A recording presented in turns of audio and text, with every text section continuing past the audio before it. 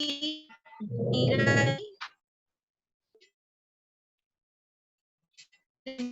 Present हो गए? Yes ma'am. तो अभी क्वेश्चन आर है, पहले आप पूछें, फिर उसी में मैं डिजीज के बारे में भी बताते जाएंगे। मैम जैसे कि ये पूछा था लास्ट टाइम मैंने कि अगर किसी को कैंसर हो, पहले एक बार कीमो लिया हुआ हो, तो उस कंडीशन में उसको कैसे ट्रीट करना होगा?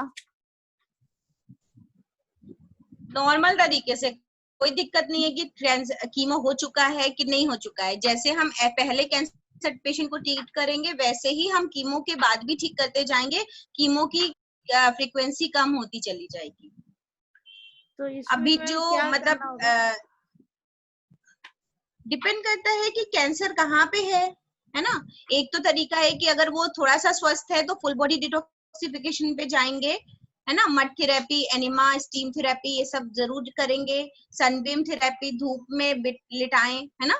डाइट प्रॉपर एल्कलाइन दें, मसाजेस और एक्यूप्रेशर कराएं। इस तरीके का एक लेके चल सकते हैं, पर डिपेंड करता है कि पेशेंट को है कहाँ पे कैंसर और क्या क्या उसके साइड इफेक्ट उसको दिख रहे हैं।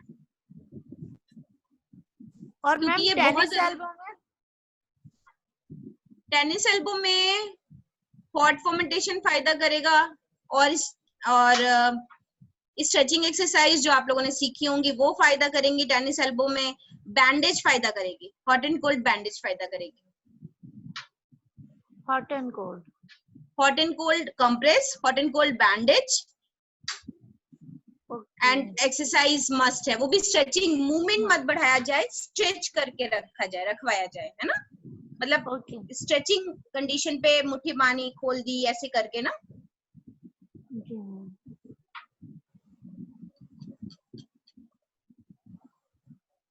मैम इसका ईयर पेन में भी कोई ऑप्शन है इसके लिए? ईयर पेन या जैसे अभी कान से पस आना? हाँ मैं बताती हूँ। अभी जो रिसेंटली मैंने पेशेंट हैंडल किया, वो मैं नाम ही भूल जाती हूँ, बड़ा टिपिकल सा डिजीज है। उसके कान के ईयर लोब पे एक छेद है बच्चे के, और बच्चा सिर्फ 8 साल का था, तो अभी भी जुड़ा हुआ है मेरे से, कनिष्क। तो वो उसके कान में से पस आता था कंटिन्यूअस, जिसकी वजह से हैवी एंटीबायोटिक दी जा रही थी, और एंटीबायोटिक से ही सूखता था वो। ये बाय बर्थ था, और ये ऐसा हुआ यहाँ पे कि हमने उसको डिटॉक्सिफिकेशन पे रखा। यहाँ पे कोई ट्रीटमेंट उसको नहीं दिया कि जब पस आ रहा है तो हम उसको कुछ छेड़े। हम सिंपली उसको mud therapy, enema, steam therapy, hot and cold hip bath, इस तरह से होल बॉडी मड पैक सब कुछ दिया उस बच्चे को, उसने खुशी से लिया। और अभी 1 साल हो रहे हैं, उनके फादर हमसे टच में हैं और बहुत एडमायर करते हैं, तो बड़ा अच्छा लगता है। ओके मैम जो चक्कर आते हैं विटिगो में क्या प्रॉब्लम है इसको? वर्टिगो में क्या इसको प्रॉब्लम? पहले जितने भी डिजीज हम लोगों को लेनी है, ठीक है, वो डिजीजेस पे बात कर लें। कौन कौन सी डिजीज है जिसपे हमें क्या नेचुरोपैथी इम्प्लीमेंट करनी चाहिए, ठीक है। फिर एक जनरलाइज टॉक हो जाएगी। सबसे पहले ओबेसिटी है जैसे, है ना, तो ओबेसिटी के केस में हम क्या नेचुरोपैथी देंगे, बताइए। मैम आपने पहले ही बताया था कि लाइक उसको हम स्पा भी दे सकते हैं, ठीक है।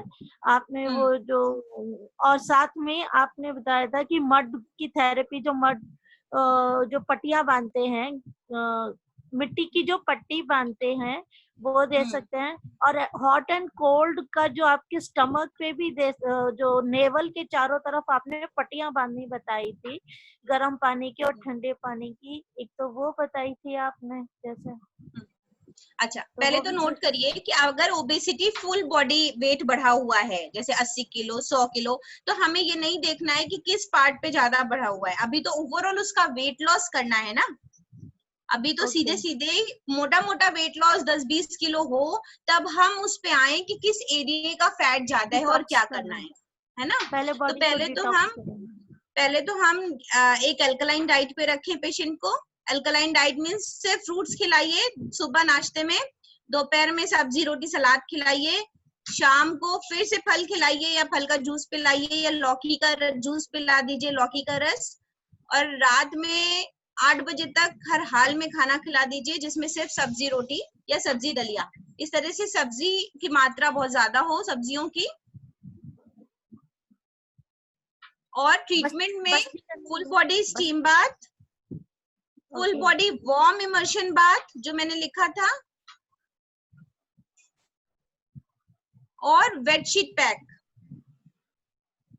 वो भी फुल ये बॉडी 3 ऑल्टरनेटिवली दिए जाएं 6 दिन, तो उसका वेट लॉस होना शुरू हो जाएगा। और उसको वॉक करा दीजिए, ठीक है, बहुत कम डाइट पे नहीं रखा है। अगर फास्टिंग कराते हैं तो रेस्ट पे डालिए, अगर बीच में 3 दिन की लिक्विड पे लाते हैं तो फ्रूट टाइप दे करके, ठीक है। धीरे धीरे 3 महीने 6 महीने उसको कहिए। Good afternoon Sandeepa. मैम आपने फुल पस्ती भी तो दे सकते हैं ना? स्टीम बाथ और क्या बताया तीसरा क्या बताया? एक स्टीम बाथ, बेडशीट बाथ और तीसरा फुल बॉडी इमर्शन बाथ जो टब में गर्म पानी में लेटा दीजिए, है ना। 3 सबसे बेस्ट ट्रीटमेंट है बॉडी के टॉक्सिन्स को रिमूव करने के लिए और वेट लॉस करने के लिए। अब बात आती है जो 5 किलो ही वेट ज्यादा है, मान लीजिए ओवर वेट है और बॉडी को टोन करना है ना, क्योंकि 10 किलो कम होने के बाद बॉडी ऐसे ढीली ढीली होने लग जाएगी, ठीक है, तो वो नहीं होने देना है, तो हम उसमें फिर बैंडेजेस ऐड करेंगे, है ना। तो मसाजेस और बैंडेजेस ऐड कर देंगे वेट लॉस के पेशेंट को ऑल्टरनेट डेज। तो अगर सुबह आ रहा है ट्रीटमेंट लेने तो शाम को हमने मसाजेस रख ली, और सुबह कुछ ले रहा है ट्रीटमेंट तो शाम को हमने पट्टियां बांध दी। पूरी बॉडी पे जो बंधवाई थी वो बॉडी के टेक्सचर को टोन करेंगे, ठीक है। तो इस पैटर्न पे उसको मतलब सबसे बड़ा है काउंसलिंग, पेशेंस, देन उसको थोड़ी सी एक्सरसाइजेस सिखाई जाए, है ना, और एक टाइम वॉक कराया जाए। मैम अनीमा भी दे सकते हैं ना? अनीमा भी तो दे हाँ सकते हैं बिल्कुल उसको। बिल्कुल, अगर कॉन्स्टिपेशन है तो एनिमा देंगे, ठीक है। अगर कॉन्स्टिपेशन नहीं है तो देना ही चाहिए या नहीं? ओबेसिटी की अगर सिर्फ ओबेसिटी को देखा जाए, उसमें ये ना देखा जाए कि उसको कॉन्स्टिपेशन है या नहीं, तो क्या नहीं देना चाहिए अनीमा?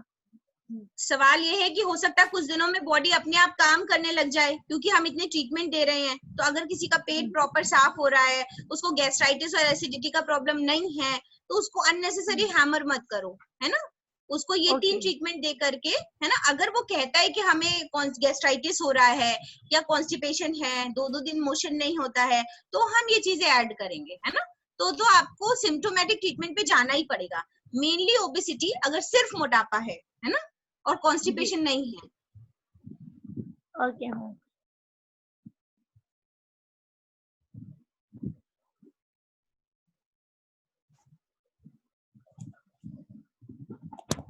बात करते हैं। हाँ। एक सुने, ये जो ट्रीटमेंट आपने बताया फुल बॉडी स्टीम, मतलब एक ही डे में तीनों थेरेपी देनी है हमें या नहीं, मतलब कैसे? नहीं नहीं नहीं, हर थेरेपी सुबह शाम या 3 घंटे का गैप और ऑल्टरनेट डेज, ठीक है। स्टीम बाथ तो हफ्ते में 3 दिन से ज्यादा नहीं दे सकते, और भी ट्रीटमेंट्स को ऐसे ही रखना है, ऐसे ही आपको शेड्यूल बनाना है कि जैसे लाइक मंडे आपने स्टीम बाथ दे दिया, ट्यूसडे आपने फुल बॉडी इमर्शन बाथ दे दिया, तीसरे बेडशीट पैक दे दिया, ऐसे। मैम स्टीम बाथ में हमें कुछ हर्ब भी मिला सकते हैं क्या इसमें? बिल्कुल बिल्कुल मिला सकते हैं, बिल्कुल मिला सकते हैं। Naturopathy is a drug less system, जितना सीखते जाएं और ऐड करना हो तो कर सकते हैं, उसका कुछ ये नहीं है कि नुकसान है, ठीक है। लेकिन बेसिकली नेचुरोपैथी धूप हवा मिट्टी पानी आकाश, तो डायरेक्टली हर्ब्स जो प्लांट लीव्स है ना, उनका इम्प्लीमेंटेशन बॉडी पे जितना भी कर सकते हैं वो बेहतर होता है। तो मैम ओबेसिटी में क्या डालना चाहिए?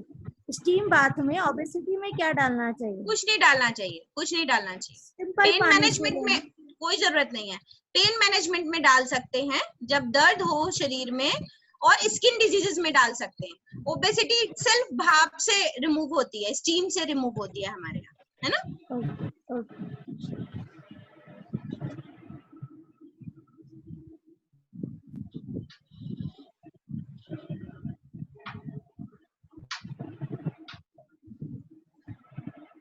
नेक्स्ट मैम, आइए नेक्स्ट लेना है, कौन सा हमें डिजीज? मैम ये ट्रीटमेंट देना कितने दिन है ओबेसिटी के लिए, ये वाला जैसे हर ऑल्टरनेट डे किसी में की कितने दिन बॉडी तक? हाँ, हर किसी की बॉडी अलग अलग रिस्पॉन्ड करती है ना। हमारे यहाँ भी कभी कभी हमने प्रैक्टिकल अनुभव देखा है कि किसी किसी का 6 kg 1 मंथ में हो रहा है, किसी का 4 kg हो रहा है, किसी का 1 kg हो रहा है। तो ये नहीं कह सकते कि हम ओबेसिटी का ट्रीटमेंट कितने दिन देंगे, है ना। ट्रीटमेंट का कोई साइड इफेक्ट मिनिमम 1 मंथ तो करें है ना। हाँ, मिनिमम 1 मंथ करें, और जिस हिसाब से बॉडी रिस्पॉन्ड करे, ठीक है, उस हिसाब से उसको गाइड करें कि भाई आपको इतने दिनों की जरूरत है।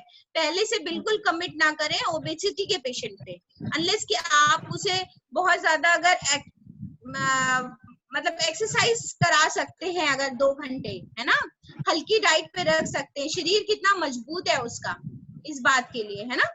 कुछ लोग हैं कि कम खिलाया फिर वो गिरे पड़े हैं। मैम आपने तो कहा था कि जब हमें ओबेसिटी या किसी भी चीज में एल्कलाइन डाइट करते हैं तो उसमें रेस्ट करना चाहिए। नहीं, बिल्कुल नहीं कहा मैंने। जब आप फ्रूट्स पे आएंगे और लिक्विड डाइट पे आएंगे, सिर्फ तभी रेस्ट करना है। ये तो ठीक ठाक खाना खिला रहे हैं हम आपको, ठीक है। 1400 कैलोरीज के आसपास खाना खिला रहे हैं, और उनसे उसमें से 500 600 700 तो बर्न कराइए डेली। Okay ma'am. और जब लिक्विड पे आप रखेंगे फ्रूट्स पे, तो 600 ग्राम के आसपास, 600 कैलोरीज के आसपास आप पहुंच गए, है ना। तो 400 600 पे बॉडी रिस्पॉन्ड नहीं करेगी, वो सिर्फ अपना ही काम कर पाएगा बंदा। ओके मैम, अल्कलाइन डाइट कितने दिन करानी है उसको? खिलाते रहिए उसको। उसमें हमने किया ही क्या है, सभी को वैसा ही खाना चाहिए। हम सभी सब गलत खा रहे हैं। अभी लगा, अब बनाओ। मैम मैंने जैसे घर पर ये चेंज किया, थोड़ा सा डाइट चेंज की, तो मतलब हल्का खाना शुरू कर दिया, लिक्विड ज्यादा हो गया, है ना। तो मेरे हस्बैंड को ये प्रॉब्लम शुरू हो गया, जैसे उनको कॉन्स्टिपेशन एकदम से हो गया शुरू। तो कॉन्स्टिपेशन भी इतना बढ़ गया, फिर मैंने उनको बिल्कुल ही लिक्विड कर ले आई कि अभी लिक्विड ही लो। सूप दिया, खिचड़ी दी, जैसे दलिया दिया, लेकिन उनका अभी भी भारीपन जैसे बहुत ज्यादा, वो बताते हैं कि यहाँ भारीपन है, इस तरफ रहता ही रहता है अभी भी। तो उसके लिए क्या करना है, क्योंकि उनको फ्रेश फील नहीं होता है, कॉन्स्टिपेशन भी ज्यादा है। और मैंने तो बहुत सारे ट्रीटमेंट कर डाले, मतलब वो भी कर दिया, हॉट एंड कोल्ड भी कर दिया, मड थेरेपी भी दे दिया, और एनीमा तक कर दिया। तो और मुझे क्या उसके लिए करना है कि उनका भारीपन, जो दर्द हल्का हल्का है, वो दूर हो, उसके लिए क्या करना चाहिए? हिप बात दिलाइए ऑल्टरनेट, या पेट की गर्म ठंडी सेक कीजिए, है ना। Hot and cold fermentation on stomach, और हिप बात ऑल्टरनेट, ये कराएं कुछ दिन। अगर इससे भी लगता है तो फिर आप फिर उनको एनिमा भी दें, क्योंकि फिर वो हैबिचुअल कॉन्स्टिपेशन का रहता होगा उनको, इसीलिए ये प्रॉब्लम आ रही है। हाँ रहता है, हाँ उनको रहता है, थोड़ा ये प्रॉब्लम रहती है फाइबर उनको। बढ़ाइए उनको, काफी सारा रफेज मतलब सब्जियां, वो शुरू किया, वो हाँ रात में जी। खिलाइए। अच्छा, रात जैसे में? लौकी की सब्जी है, बंधे की सब्जी है, अच्छा। हाई रिच फाइबर है, हाँ, तो उसको कुक्ड करिए कढ़ाई में ढक करके, जब सीज हो गई तो उनको काफी सारी मात्रा में खिलाइए सलाद के साथ, ठीक है। तो पेट साफ होना शुरू हो जाएगा। अच्छा ठीक है, thank you ma'am, thank you. हाँ, डिजीज मैनेजमेंट के लिए रूट कॉज पे पहुंचिए कि पेशेंट को हम क्या बता रहे हैं, और पेशेंट का अगर ये प्रॉब्लम है तो इसके अदर साइड पे और क्या क्या प्रॉब्लम है उसको, ठीक है। और जो बेसिक प्रॉब्लम है उस पर पहले अप्रोच कीजिए, उसको पहले ठीक करने की कोशिश कीजिए। मैम अब आते हैं अर्थराइटिस लेते हैं, है ना मैम। अर्थराइटिस कैसा है? जी, ऑर्थराइटिस आजकल बहुत बढ़ा हुआ है ना। 90% केसेस में लोग ऑर्थराइटिस से परेशान हैं। क्यों हो रहा है रूमेटॉइड अर्थराइटिस इतना ज्यादा? होल बॉडी जॉइंट इन्फ्लेमेशन, है ना, बिकॉज हमारा खाना जो है वो एसिडिक है, और हमारी बॉडी में ज्यादा प्रोटीन, हाई प्रोटीन डाइट लेने से यूरिक एसिड के क्रिस्टल्स हमारे जॉइंट्स में जमा हो जाते हैं, जिससे वो हमारी जॉइंट्स को पेन करते हैं, ठीक है। तो सिंपल सा फंडा है कि अगर हम प्रोटीन, अच्छा प्रोटीन लें बट अलग तरीके से लें, और प्रोटीन डाइट को कम करें, एक्सरसाइज ज्यादा करें, हार्ड वर्क करें, थोड़ा सा एक्सक्रीशन और बढ़ना चाहिए, वाटर इनटेक हाई हो, तो रूमेटॉइड अर्थराइटिस जो इतनी तेजी से बढ़ रहा है और फिर वो कैंसर का कारण है ना। दो ही प्रॉब्लम है यहाँ पे, एक हाईली एसिडिक होना बॉडी का, जो कॉन्स्टिपेशन से शुरू होता है, ठीक है, वो कन्वर्ट हो गया एसिडिटी में। जब एसिडिटी बहुत पीक लेवल पे पहुंच गई तो वो हमारे ब्लड को एसिडिक कर देती है और हमारी पूरी बॉडी में इन्फ्लेमेशन क्रिएट करती है। तो आइदर वो किसी एक ज्वाइंट को पकड़ करके खराब कर सकती है और पूरी बॉडी में भी इन्फ्लेमेशन हो सकता है। तो ऐसे पेशेंट्स ये बता नहीं पाते, पर वो कहते हैं ज्वाइंट्स पेन, हल्के हल्के पेन होने लग गए हैं, उंगलियों में पेन आने लग गया है। तो सबसे पहले हमें अपने फूड पे चेंज करना चाहिए। दूसरे, उनको फुल बॉडी स्टीम बाथ और फुल बॉडी इमर्शन बाथ, जो पानी में, गुनगुने पानी में लेटे रहने को कहा जाए 20 मिनट तक कम से कम, तो उनको बेहतरीन फायदा होता है। और एक्सरसाइज मस्ट है, हर ज्वाइंट की एक्सरसाइज जरूरी है ऐसे केस में।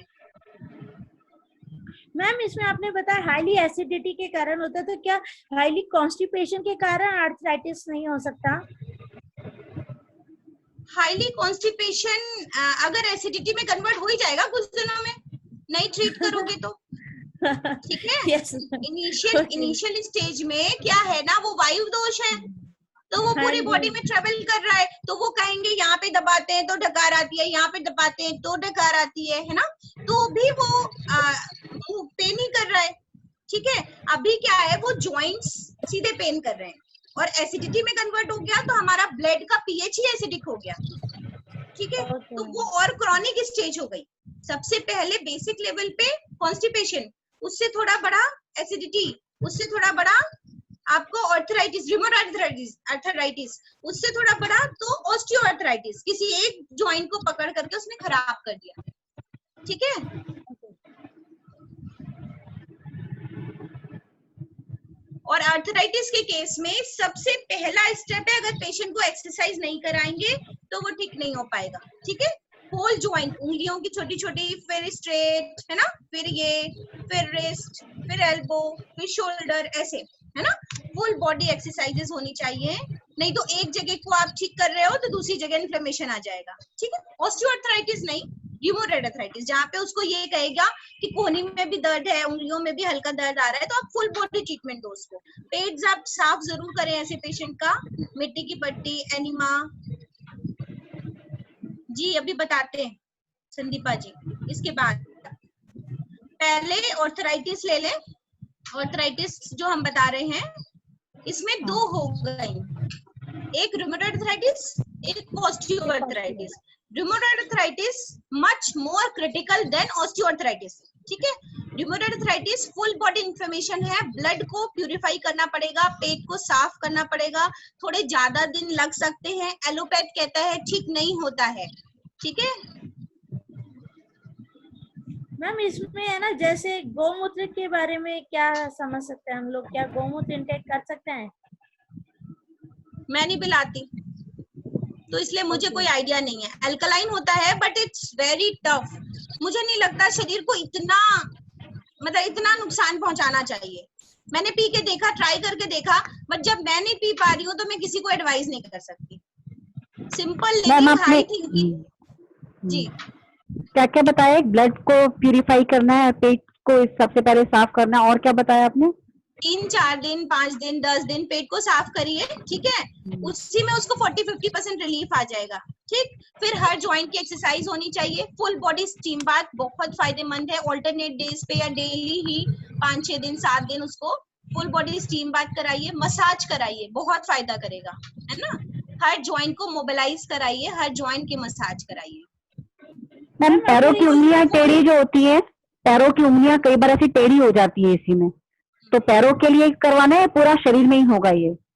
नहीं, अगर सिर्फ पैर की है इसका मतलब वो ऑस्टियो में कन्वर्ट हो गया है, तो हम कराएंगे तो आप और हिस्ट्री लोगे तो उसके पूरी बॉडी में कहीं ना कहीं सिम्टम होगा, ठीक है।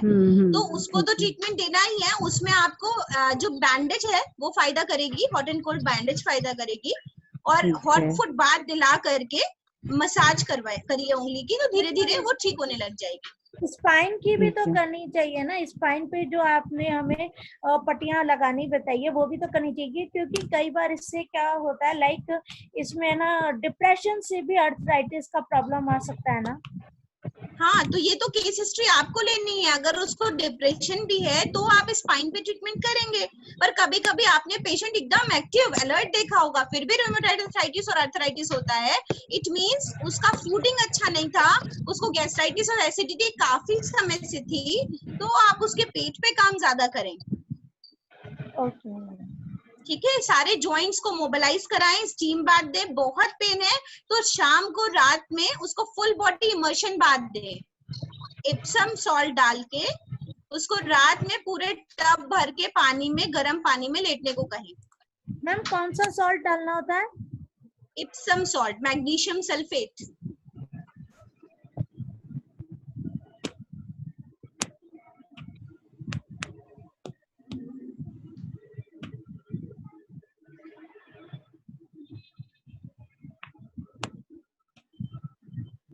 और मैम अगर इसी आर्थराइटिस के कारण, जैसे अगर हिप में सॉरी लाइक साइटिका और ये सब होता है, तो हम लोग हिप बात वगैरह दें, है ना?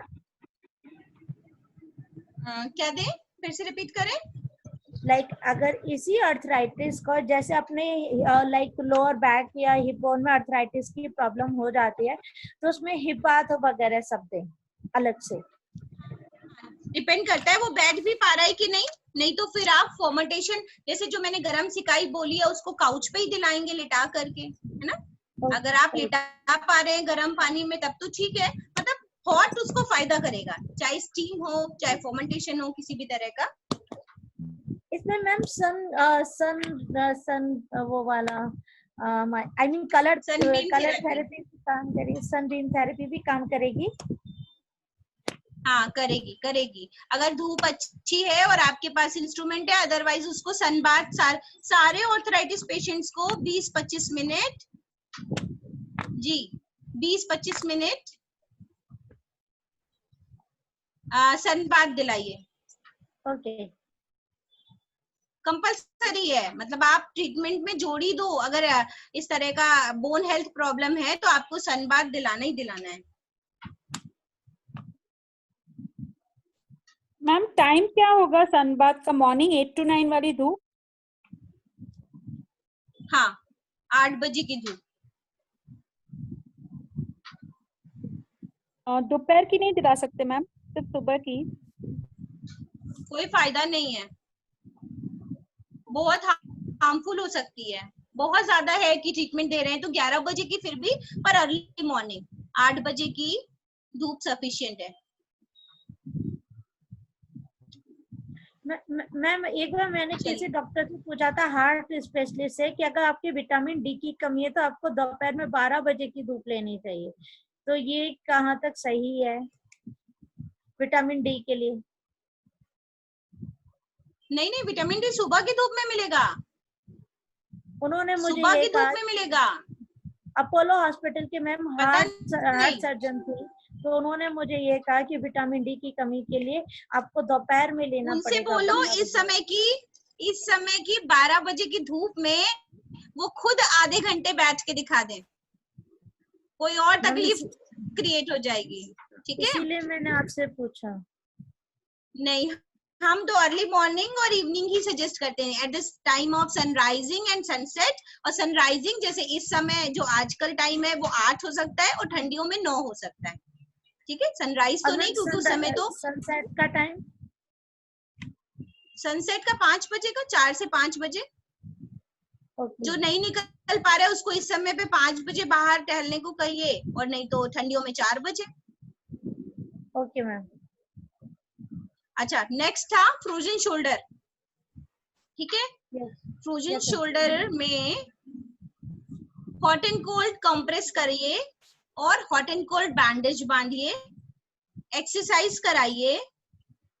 थोड़ा टाइम लगता है लेकिन ठीक हो जाता है। फ्रोजन शोल्डर नेचुरोपैथी से खोलने में, मतलब चाहे नेचुरोपैथी हो चाहे फिजियोथेरेपी हो, 3 महीने लग जाते हैं। इसलिए पेशेंट को पहले से ही कंफर्टेबल करना चाहिए कि भैया टाइम लगेगा इसमें।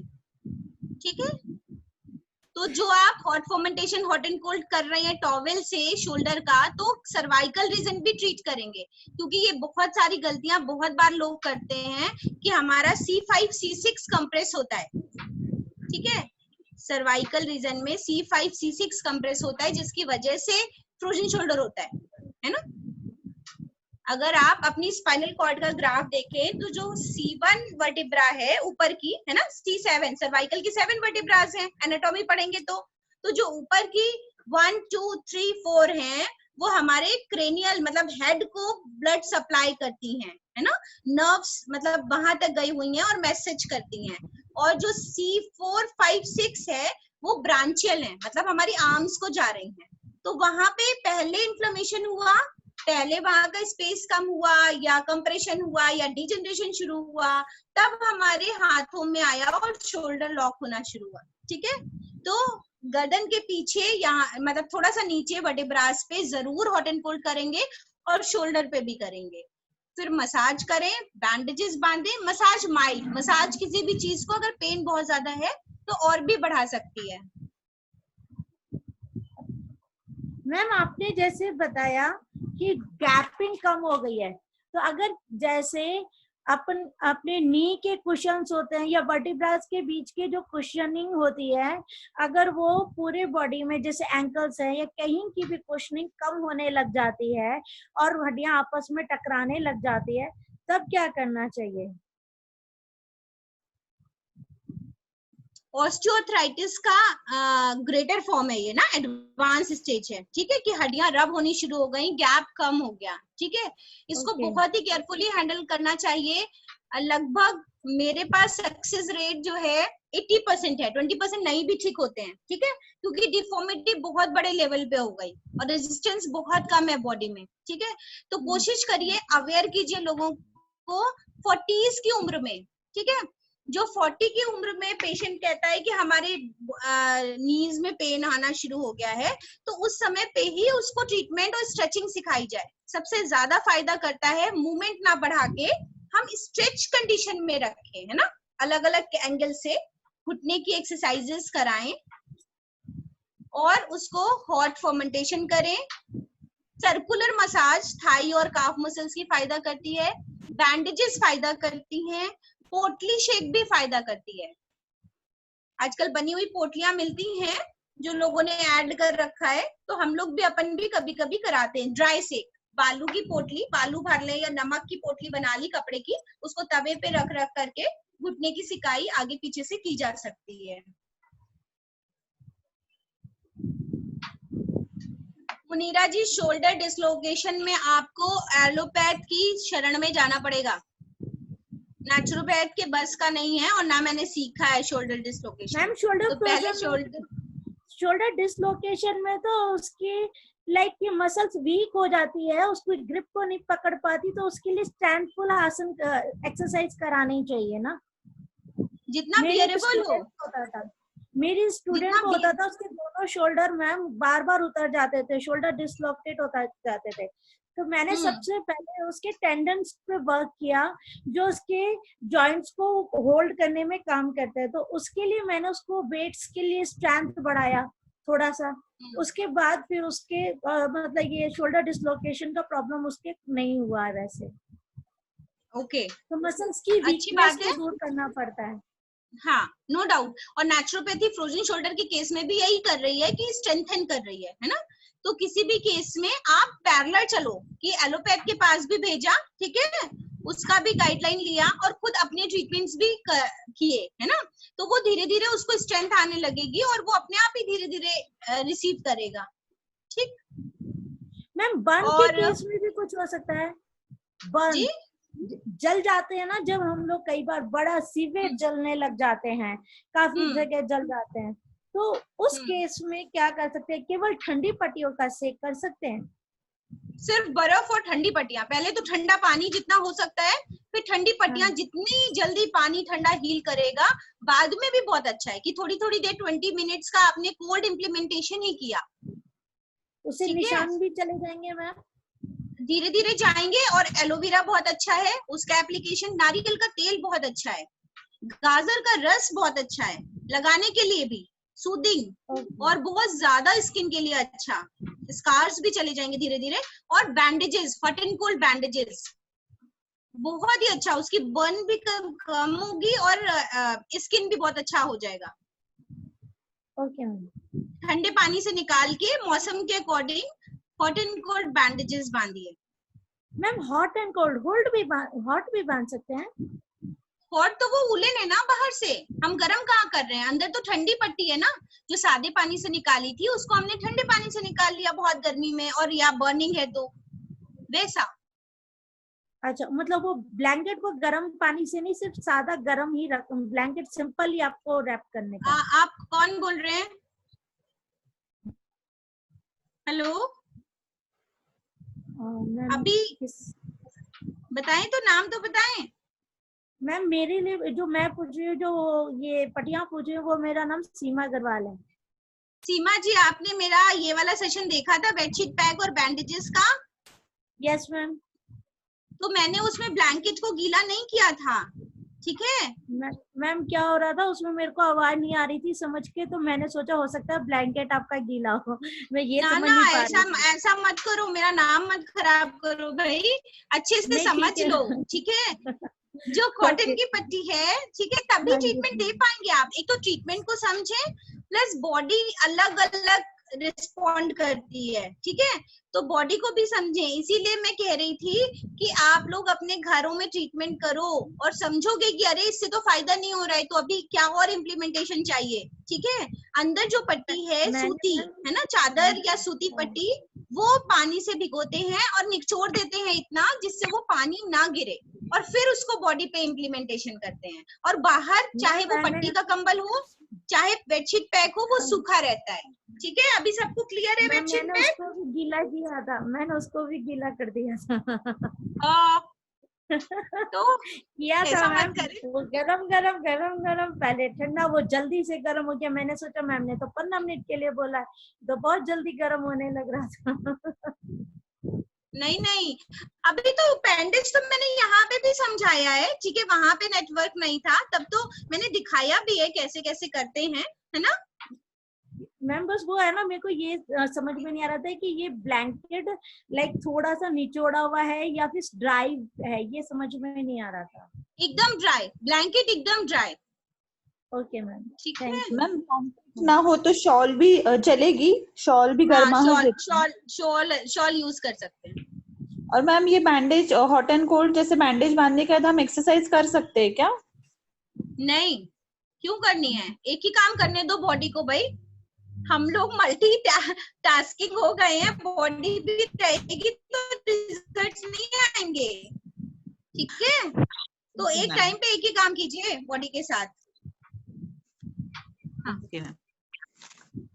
अभी और कौन कौन से थे? अभी दोबारा एक लिस्ट आई थी, अभी मेरे को नहीं दिख रही है, दोबारा से टाइप करें जो जो क्वेश्चंस बचे हैं डिजीज पे पूछने के लिए। मैम मैंने डाले थे 4 आपको, डायबिटीज, ब्लड प्रेशर, सोरियासिस और एक्जिमा, 4 चीजें डाली थी। हाँ, एक्जिमा पे बात करते हैं। किसी भी स्किन डिजीज की कंडीशन में हमें स्किन से टॉक्सिन्स निकालना बहुत जरूरी है, ठीक है। जनरली हम लोग क्या कर रहे हैं, एलोपैथ क्या करते हैं, या कभी भी हम कोई ऑर्नामेंट इम्प्लीमेंटेशन करते हैं तो हम इन पोर्स को और बंद कर देते हैं, ठीक है, उन ऑर्नामेंट को अप्लाई करके। हमें क्या करना चाहिए कि इन पोर्स को ओपन करना चाहिए, जिससे जितनी गंदगी है वो पसीने के थ्रू बाहर निकले। स्किन डिजीज का मतलब है कि कोई भी यहाँ पे अगर फंगस भी इन्फेक्शन हो रहा है तो हम उसे और सप्रेस कर रहे हैं। अगर यहाँ पे हमें वो ठीक होता दिखेगा तो बॉडी के अदर पार्ट्स में वो जरूर नजर आ जाएगा कहीं और।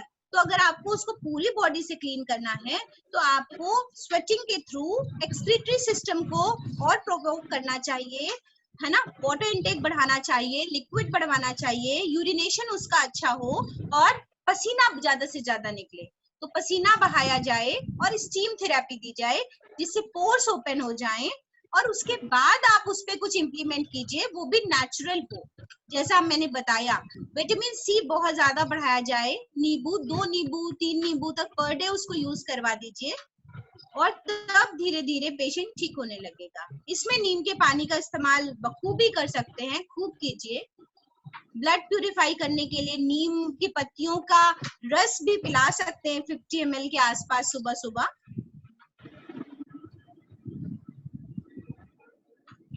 मैम मड पैक भी लगा सकते हैं क्या जहाँ पे एक्जिमा पहुंचे? हाँ, अगर इस तरह के घाव नहीं है जो अंदर भर जाएं, अगर सूखी हुई चमड़ी है, इचिंग करती है, तो मड थेरेपी फायदा करती है। उसमें नीम का रस पानी का मिला लें और एलोवेरा भी डाल सकते हैं, थोड़ी ग्रीसलिन भी डाल सकते हैं, जिससे ड्राइनेस ना हो।